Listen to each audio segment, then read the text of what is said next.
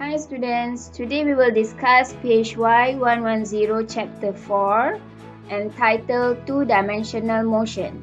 In previous session, we covered when the object moves in one-dimension motion only, which is either the object is moving in horizontal or vertical motion. But what if the object moves both in X and Y component at the same time?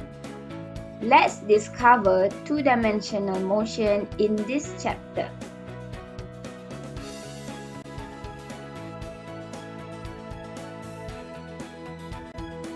For chapter 4, we will divide into 4 parts.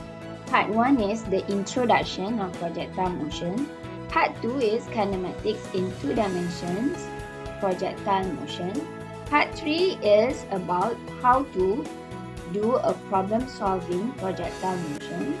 Part 4 is example and solution in projectile motion. Part 5 we will discuss horizontal projectile motion. And part 3 is the example and solution for horizontal projectile motion.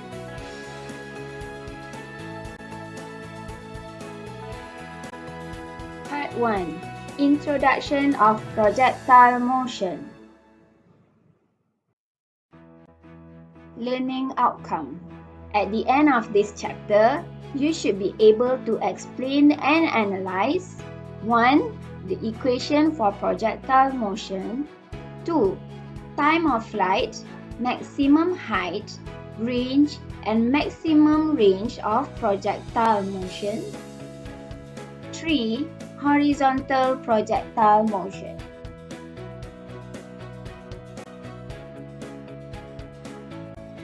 Content for chapter 4, 4.1, kinematics in 2 dimensions, projectile motion. 4.2, horizontal projectile motion.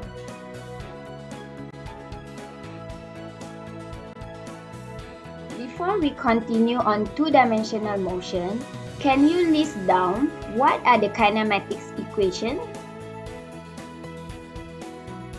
Yes, we have V equal to U plus AT. Second, we have V square equal to U square plus 2AS. And the third one is S equal to UT plus half AT square, where V is the velocity, U is the inertial velocity, A is the acceleration, T is the time taken, and S is the displacement. And also, in this chapter, we're going to use a lot of vector concept. So, do you remember how to resolve this vector V? Yes, you need to break them into 2 components, X and Y. If the angle respect to X axis, then the velocity at X will be V cos theta, and the Vy will be V sin theta. And how do you want to recalculate the magnitude V? So we can use the magnitude V is equal to set Vx square plus Vy square, and the direction of the angle is equal to inverse tangent Vy over Vx.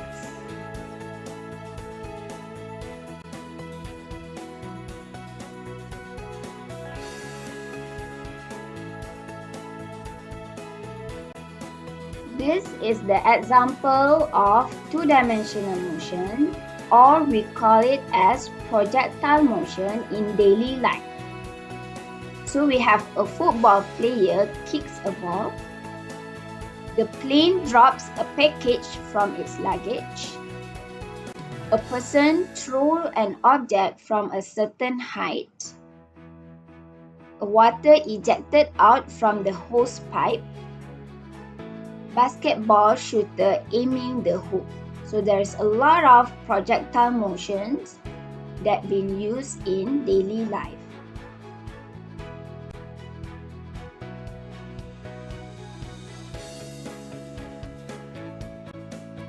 From the example given in previous slide, What are the similarity of all the cases shown? The first one is all the object is moving in parabolic path. Second, when it moves in parabolic path means it moves in two-dimension motion. Third, there is an influence in the gravity makes the object brought towards the earth. Fourth, each case has its maximum height before it turns back to the ground. And the last one, there is an angle involved in the initial launch of the motion.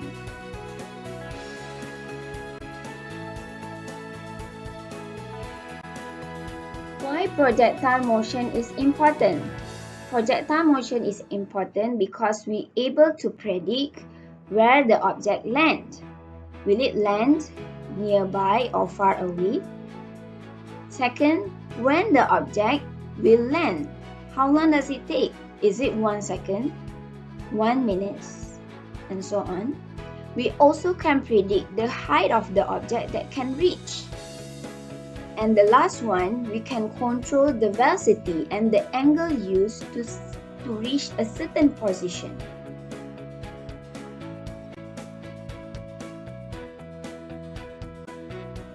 Example, if the footballer wants to score a goal, he has to adjust the angle that he uses. The path projectile launch at the same speed but at a different angle. Can you guess which angle should he use to score goal? If he kicks at 15 and 75 degrees, the position of the ball will land in front of the goal. If he kicks 30 and 60 degrees, the position is in the net. But if 45 degrees, it will be behind the net. So our guess will be around or between 30 and 60 degrees. But if we look back at 60 degrees, the ball might hit the goal pole. So our final answer should be at 30 degrees. But in real life situation, the footballer has to consider the wind direction and also the friction.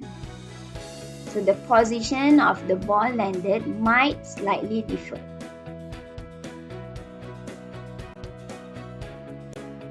Okay, so we will continue part 2 in the next video. Stay tuned!